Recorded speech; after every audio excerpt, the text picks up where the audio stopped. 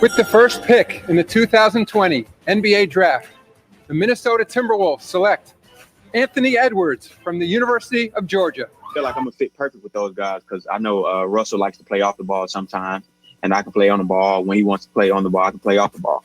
And Cat is the best three-point shooting big man in the league. So I feel like we can't go wrong with that. A lot of pick and pops, even pick and rolls, as such. Welcome to the show. Mackey and Judd. Wow. Lot to recap. We're going to get to Doogie early on here from 5 Eyewitness News and also from the Scoop podcast. Mm-hmm. But for you, what's the headline that they drafted Anthony Edwards #1 overall, or is the headline that they traded for Ricky Rubio last night? The headline itself is not even close. Like down the road, this might completely change. The reacquisition of a guy I consider to be on a second level of fan favorites, right? Because he's not Moss is like, because he's not Moss. Yeah. He's not Moss. He's not KG. He's not Torrey. But he was definitely, I think, if not loved for a while, close to it. Yeah, absolutely. This to me, as we sit here on Thursday, there is no competition. They took the top overall pick. It might work out. It might not. I don't know. But if you want Phil Mackey, fan enthusiasm, right? If you want people, as Moss said back in 2010, in this case, getting their number 9 jerseys out of their closet to wear them again someday when fans can return to Wolves games. Ricky Rubio and the reacquisition of him from OKC last night is headline, I think, 1, 2, and 3, and everything else sort of falls in behind that. And I really don't doubt that. It's amazing. We love guys coming home. The Wolves had the #1 overall pick last night. And obviously, like, if they had made a blockbuster, for, Russell Westbrook or something like that, sure. whatever. But you would have probably had to use the #1 pick. So they drafted #1 overall, and then making a trade that did not involve the #1 overall pick, they do something that completely overshadows the #1 overall pick. And I just want to start because you and I have done a show together for almost 7 years now. And so Rubio's been gone for 3 seasons, I want to say. Yeah, I think 4 years June ago. of 2017, he was traded to the Suns. So 3.5 years ago. Or Jazz, I'm sorry. And I think as we may find out in old tweets exposed today, Declan was doing some digging on Ricky Rubio tweets. I was not a big fan of Rubio at the end of his Timberwolves run. Yeah, it was sort of Cousins-esque of you. You soured because he couldn't shoot. It wasn't quite like Andrew Wiggins level vitriol. No. And I don't think you're as tough. To be fair to you, I don't think you are necessarily as consistently as tough on Cousins either. I think Wiggy was his own class. Like, you destroyed him, and he deserved it. And I didn't feel like you destroyed Ricky on a consistent basis. His shooting definitely bothered you. So I think so. Just if I remember correctly, and we'll pull the tweets later in the show. If I remember correctly, love it. I was more mad because when the notion of trading Rubio sort of popped up, and this is, by the way, when the Golden State Warriors were in a dynasty run shooting threes, and the Wolves had this antiquated offense led by a point guard that you could just sag back in the fourth quarter and let him clank jump shots, and they lost a bunch of games in the fourth quarter during the Ricky Rubio run as point guard.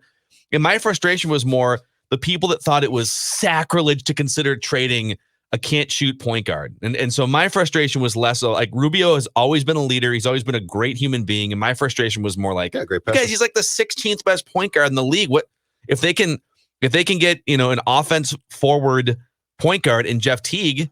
I'm for it. I'm here for it. So there are 3 reasons why before we get to Doogie here, why I love this move. We can flesh these out later on and we can talk about Doogie. But number 1, he's a better player now than he was 5 years ago. He's a better shooter. One of his big things, he couldn't convert at the rim. Like he would miss layups on a regular basis. Yep. He's still not amazing at the rim, but he's better at the rim. He's better from long distance. Yep. I think he's more comfortable in his role as a complementary player now. There's just less pressure. Like, his career is what it is, and he's comfortable with it, right? Number 2, he elevates star players. I texted you this stat last night, Judd, and this thing's kind of gone bonkers on Twitter since I posted this last night. In terms of net points, so plus minus net points, the teammate that elevated Devin Booker the most in Phoenix last year, of all the teammate pairings on the court, Ricky Rubio. They were a plus 219 last year as a combo. Interesting. 2 years in Utah when Donovan Mitchell was on the court with Ricky Rubio. They were plus 500 as a combo. So he elevates star players, and maybe he can do that with Anthony Edwards. Maybe he can do it with D'Lo. And number 3, he's a leader and he's mature. And when you have a team full of like 23-year-olds and a 19-year-old, you need a leader who's mature, who's been around. And so, like, my opinion on this would have been far different 4 years ago. I love this move, Judd. He also, because he comes back now, expectations are completely different. He came here in 2011 after being the 5th pick in the 2009 draft at the age of 21. Basically expected to be part of the savior package, right? Like, he's going to save the Wolves and they're finally going to make the playoffs again, and he's going to be exciting and it's going to be great. And he played 6 years here, and that did not happen. He comes back now at 30. He comes back. I think the thing too is we have no illusions about him.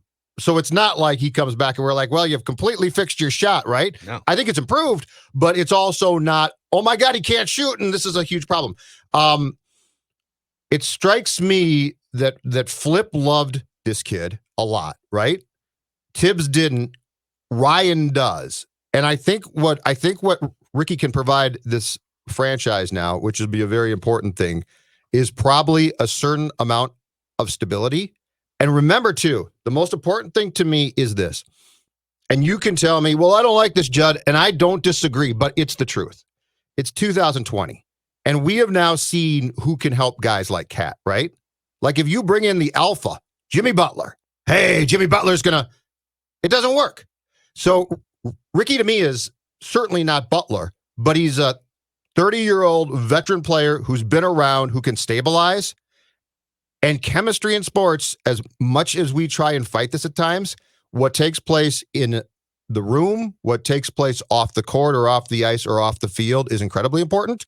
And so if you're putting this project together and trying to bring stability and guys who can lead, you can't just say, this guy's an alpha and he's going to lead things, because guys like Cat don't respond to it. So I do think that there is both a strategy in this acquisition, Phil, that applies to on the court, but also off the court. Let's get Doogs in here. Our friend Darren Doogie Wolfson, 5 Eyewitness News and the Scoop podcast.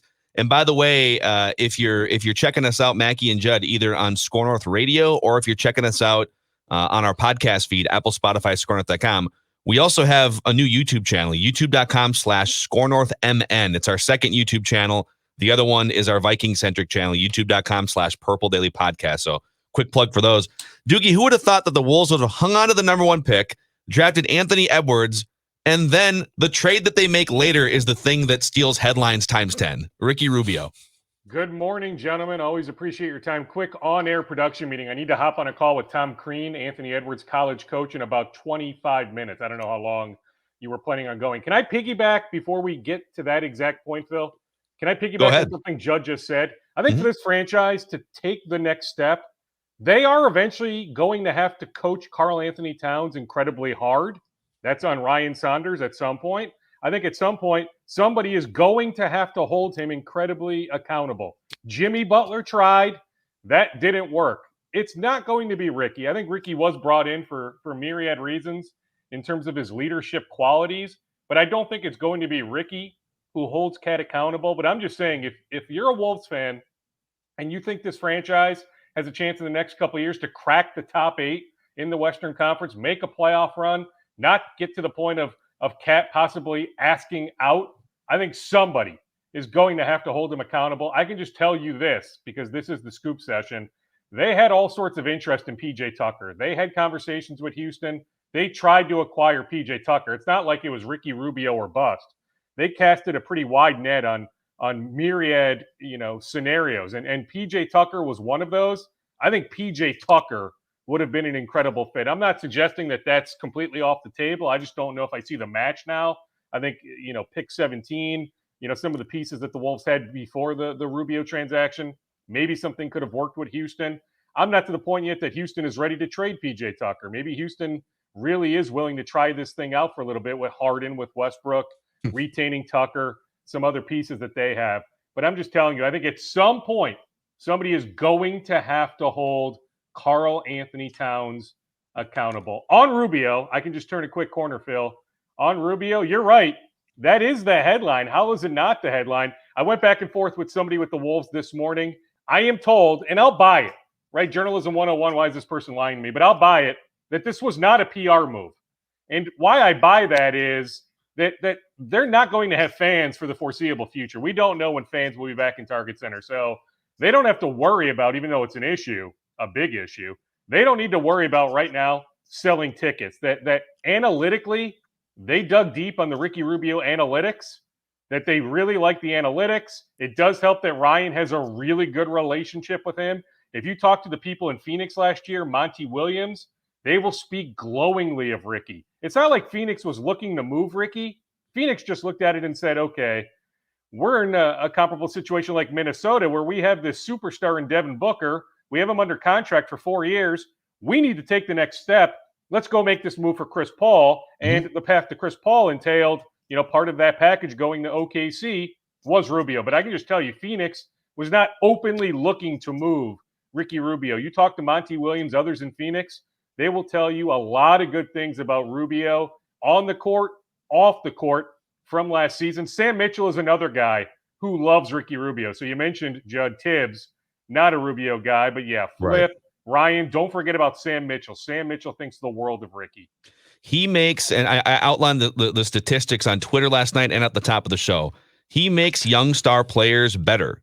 He is, if you look at some of the numbers and just some of the on-off the court numbers and the plus-minus numbers and lineup combinations, what he did for Devin Booker last year is more than any teammate did in terms of plus-minus, net point plus-minus. And the same for Donovan Mitchell in Utah a couple years ago. So that bodes well for D'Angelo Russell and for Anthony Edwards. And Doogie, my question on Anthony Edwards for you. Let me stop you there real quick, Phil, especially at the end of games. Like, I can see a scenario, I don't say this loosely, I can see a scenario where Rubio actually comes off the bench, that he's not in the starting lineup, but Rubio is going to finish games. So think about end of game lineup. You will have Rubio facilitating, setting up D'Angelo Russell. So it falls in line with what you're laying about Rubio helping Devin Booker. Look for end of game situations where Rubio helps D'Angelo Russell. Yeah. So on Anthony Edwards, if you just do some, it's what we talked about yesterday. James Wiseman wasn't going to be the pick because he didn't want to be here and he wasn't sharing medical information. LaMelo Ball just didn't make sense to me. I just he can't really shoot that well and he doesn't play great defense. High maintenance dad. It just didn't seem like a fit from the get-go. There were tons of reports that they were trying to trade on the number one. Did they pick Anthony Edwards because they felt like they had to, or are we to take them at face value and they said he was head and shoulders above everyone else and it was just a no-brainer? Well, I don't know if I take them completely at face value because they didn't have the full book on James Wiseman. I'll continue to be on record that to me, Wiseman has the highest ceiling of any prospect in this draft. So I feel like Golden State had a fantastic night last night. That if I were the Wolves, I would have maybe found a way. How about Klay Thompson? Maybe found a way. Klay Thompson's Achilles begs to differ. Don't go play pickup games, Clay. No, right. no more pickup games. In regards to what happened via the draft, you're right about Klay. They still have that $17 million trade exception. They have the mid-level. Their ownership group is willing to go deep into the luxury tax. So they still have a chance. I still think Golden State, even if Klay Thompson is out for the year with a torn Achilles, I still think Golden State jumps into the top 8. So when talking about who comes out of the top 8, who jumps, Oklahoma City comes out of the top 8 from this past season. Golden State jumps up. Maybe Houston, if they start making some trades, comes out. Maybe Phoenix jumps up. That's where it's going to be tough for the Wolves this next season to crack the top 8. I just think there could have been a way. Like in New Orleans for a little bit, Boogie Cousins and Anthony Davis played together. But I understand. It's easy for me to say that. You're right, Phil. It's a point I've brought up a bunch, that the Wolves tried to get to Miami where Wiseman was training. They tried to get some FaceTime. They wanted to get the medical book on him. It never happened. So I think it was a really tough pick for them. But I also think when they went out to Malibu, they went out for this sushi dinner. They sat down with Anthony Edwards. They talked to him for hours upon hours. They feel like they got all the answers. They talked to Tom Crean. They talked to his trainer. They talked to other people that know Anthony well, that they feel like they have everything that they need to be, concerned about answered. And they need to have the right support system in place, though. I mean, it's not just Rubio, right? I mean, I still think another vet would help. But I think his ceiling is is pretty darn high. Maybe it's not in my mind as high as Wiseman's, but like to me with Anthony Edwards, ceiling is Bradley Beal. I think he's got a chance to be that good. Now the floor, you want to know what the floor is? Yeah, what's the floor? Yeah, get the floor. It's Dion Waiters. I mean, there's a wide gap there.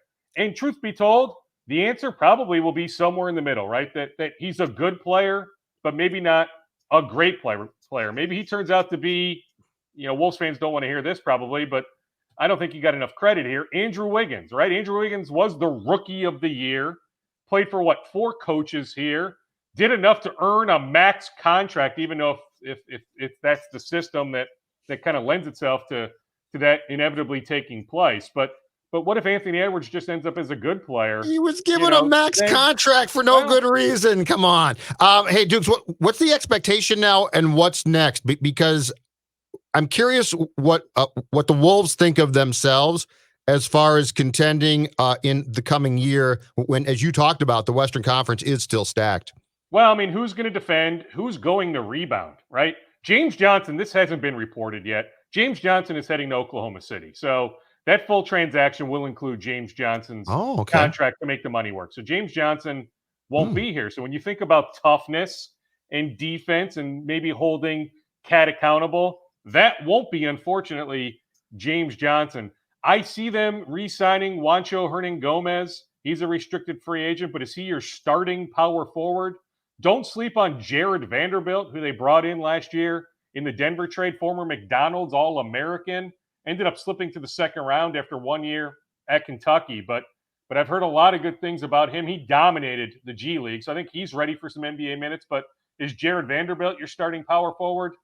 Probably not. So I think you need to go find a starting power forward. I mean, do you have a chance to go sign a guy like, and this may not wow Wolves fans, but somebody like Rondé Hollis Jefferson?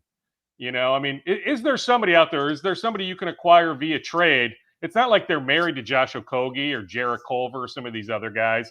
Is there another trade out there where you can bring in some toughness and some rebounding at the 4 position? On Malik Beasley, I still see a path where he's back. Now, does he end up signing the qualifying offer and then hits unrestricted free agency in a year? Or do they work out a multi-year deal? That remains to be seen. He's in court today, right? Yeah, I'm just still waking up here. But November 19th, he's supposed to be in court at some point today. So we still need to see what takes place on the legal front with Beasley. But I still see a path where Beasley is back. So Beasley, Hernan-Gomez, they do have some interest in retaining third point guard Jordan McLaughlin, who ended up, starting for them last year. But with Rubio here, with Russell, McLaughlin could be more like a third point guard. But he's a restricted free agent. So they're still trying on some things. This roster is far from complete. Doogie, what do you know about the 2 other first round picks, Leandro Bolmaro and Jaden McDaniels? There's not a whole lot to be. I mean, there's some YouTube scouting videos of Leandro Bolmaro, and he's a 6'7", pretty versatile wing player who can handle the ball a little bit. And Jaden McDaniels, at one point, Jaden McDaniels coming out of high school, and he went to Washington. He was regarded as a future top 10 lottery pick so maybe the Wolves are getting someone here as a potential steal late in the first round. 6'9", can play a couple different positions. But what do you know about those 2 guys and anybody else that they were maybe interested in? I'll go backwards there. So on McDaniels, my understanding is he was in play if they had stayed at pick 17. That's how much they thought of Jaden McDaniels. I know Rosas made a trip out to Seattle at one point, stopped in on a Washington practice. Rosas had the book on McDaniels, but there are some alarming numbers. He led the Pac-12 in personal fouls. He led the Pac-12 where it was up there in technical fouls last year. So there's some attitude concerns. He didn't start. It's not like Washington had a great team. He didn't start games at the end of the year, so you have to wonder why he was thrown, to the bench, not into the starting lineup. But then there were games. You look at the game he played against Zeke Naji in Arizona late in the season, and he was phenomenal. To me, great lottery ticket at pick 28. Maybe it doesn't pan out, but at pick 28, swing for the fences. So I think there's potential there. On Bolmaro, so I was texting with a Western Conference front office official that I know. He makes a couple trips over to Europe per year. So he has seen Bolmaro in person. His text back to me, frickin' stud. He loves Bolmaro. I talked to Jason Philippi last night, former European scout for the Pistons and the Blazers. He works for Babcock Hoops. I did a Zoom interview with Jason. Jason really likes him. Jason has seen him in person. He couldn't recall. I talked to him. It was 5 a.m. Italy time, so he was groggy. He couldn't recall if it was 5 or 6 times, but he's seen Bolmaro in person minimum 5 times. Thinks he can play on the ball, off the ball. He's going to stay in Barcelona for another year. So when we talk about the Wolves in all likelihood not having their first-round pick in a year, they could frame it that Leandro Bolmaro is like their 2021 first-round pick. The buyout is reasonable, that he could be over here in a year. So the feedback I've gotten from 2 people I respect a ton is very positive. They signed a point guard from Kentucky, Ashton Higgins, who I think ceiling-wise, Patrick Beverley. Now, again, a lot of work to get to that point, but he's a defensive whiz. But he butted heads with Calipari in Lexington. There were some red flags there. That's why he did not get drafted. But I think there's some potential there. They did try on the Kansas point guard. That was a surprise. Dotson, that went undrafted, but he ended up with the Chicago Bulls. But I know the Wolves tried on him. They have some interest in a kid from Seton Hall, Miles Powell. I don't know if that would be a 2-way contract or an Exhibit 10, but he's a name to keep an eye on. So, Dukes, what is the next move now as we start the next process? What do you think the Wolves' next move is? Well, I think it's Hernan Gomez. I mean, I think that'll be the first domino to fall. I think soon thereafter, Beasley, potentially McLaughlin, and then looking for a power forward. And I know that they're not married to specific positions, that they love position flexibility, guys that can guard multiple positions. But I think you need to look at some big forwards that are available, not necessarily in the free agent market. There's not many. I mentioned Hollis Jefferson. Christian Wood is somebody. He was really good for Detroit, 25 years old, so fits their timeline. I don't know, though, if you can get him for the mid-level. It might take more than the mid-level, but Rosas in Houston tried to get him a couple times down there. So that would be a name to keep an eye on. But again, I think he'll have multiple mid-level options. Minnesota is not a free agent destination. So if you're Christian Wood, would you choose to come here to Minnesota over somewhere else? I mean, that would be a slippery slope. I'm not saying no chance, but I just think with the options he'll have, that he probably ends up elsewhere. Might even re-sign in Detroit. But I would look at some of those forwards that are available, and I imagine they'll continue to talk to Houston. Like, I don't think you just stop that dialogue about PJ Tucker. And we know that Aaron Gordon is on their radar, that Gordon would be a phenomenal fit next to Karl Anthony Towns. Of all the realistic options that fit next to Cat, I can make a case that Aaron Gordon is the best guy available. I don't know what a trade would look like there. You look at what Covington fetched Houston from Portland, multiple first-round picks. I think Gordon is better than Covington. So I think if you're trading for Gordon, you know where the bar is set now on a transaction like that. It's multiple first-round picks or multiple really good, young pieces or guys that at least have a chance. It might be 3 young pieces. Maybe it's 2 picks and 1 piece. Maybe 1 pick has some protection. But those are certainly names that I would keep an eye on. Doogie, so the Timberwolves are sort of just, they're looking at the Western Conference now, and it's loaded, and they've got this built-in cushion last year and this year for sure, where it's like, all right, it's all about cultivation and young players and just putting together this blueprint and seeing what works and what doesn't, right? They're just in experimental mode here as they tear it down last year and build it back up over the past 12 months. When does the accountability clock start for this franchise, for Gerson, for Ryan, and for these young players? I think it starts the second that the new owner comes in, Phil. And my sense is that is inching closer and closer to becoming a reality. I wouldn't sleep on the estate tax angle with the Biden administration taking over, especially if the Democrats end up with control of the Senate, depending on what takes place in the state of Georgia with those 2 seats that are open right now. But I think there are a lot of reasons for Glenn Taylor to complete a transaction before the Biden administration takes over. So I think the second the new owner comes in, I don't know who it is. I'm told there's an exclusive negotiating window, maybe with one group right now, but then there's another group poking around. I don't know who it's going to be, but I think in terms of accountability, Phil, as soon as that new owner comes in, I mean, the accountability clock is ticking, right? I mean, what if the new owner wants to bring in his own coach, right? Right. New owner wants to bring in his own, president of operations. Now, Glenn Taylor is working incredibly hard to protect his guys. His guys are Ryan Saunders, Gerson Rosas, Ryan Tanke, Ethan Casson. So Glenn may end up retaining, who knows, up to 40% or 20%. But Glenn, the headline is Glenn is not going to be the majority owner at some point here in the near future, just the way this thing is trending. So to me, the clock ticks the second that the paperwork is signed. But realistically speaking, Phil, they deserve a little bit of leeway in terms of time. That I think if we see tangible progress this next season, let's say the Wolves are good enough to end up as the 10 seed, right?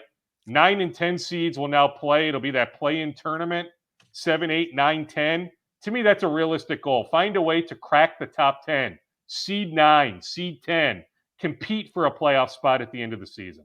Hey, Dukes, if I'm going to buy the Wolves from Glenn for what? $4 billion, $5 billion, something ridiculous? $2 billion? No, it's like $2 billion, right? $2 billion? No, less than that. It'll be less than that. It's Okay. actually going to be less than what Utah fetched, which was around 166. It'll be, depending again on how much Glenn retains, but I think it'll be in that 1.3 to 1.4 window. The point is this: there's only so many clauses I'm going to sign. Mm-hmm. So like, okay, I can't move for 3 years. Okay, I'll sign it. But like, if you're like, and I want to protect Gerson around, no. So like, at some point in time, Glenn, if you're going to sell, you have to sell, and it's going to roll the dice with your buddies who might be gone. But I'm not going to sign 5 clauses that I'm going to keep Ryan and Gerson and keep the team here, and then I'm not going to trade this guy because you like that, So I mean, Glenn, if Glenn's going to pull the trigger on this, he has to accept the fact that after the ineptitude that this poor franchise has had for a long time, the next person might come in and say, I'm going to tear down the arena because they should have in the first place. I'm going to hire my people, and we're going to find a way to win a damn championship In Las Vegas. Yeah, but I mean, you can't sell me the team for a huge price tag and then tell me, but you can't do this and you can't do that until no, I'm going to come in and do my thing. It's not like you won 5 championships. It just drives me crazy that there's like, what, this Wolves way? You're The Wolves way?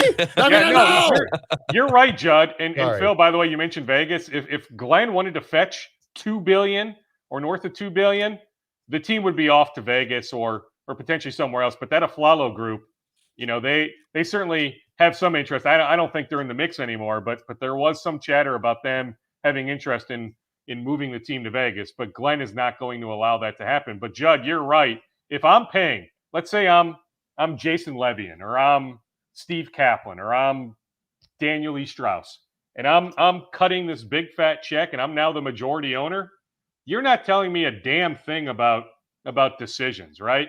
Like, right. I paid you all that money. I will make the decisions I want to make. Now, I will say this. I think Rosas and his front office are incredibly forward-thinking, that there's enough body of work that I wouldn't be, unless you've got, you name the unbelievable executive, Jerry West, although Jerry is, like 80 years old now, the logo, he's just a consultant.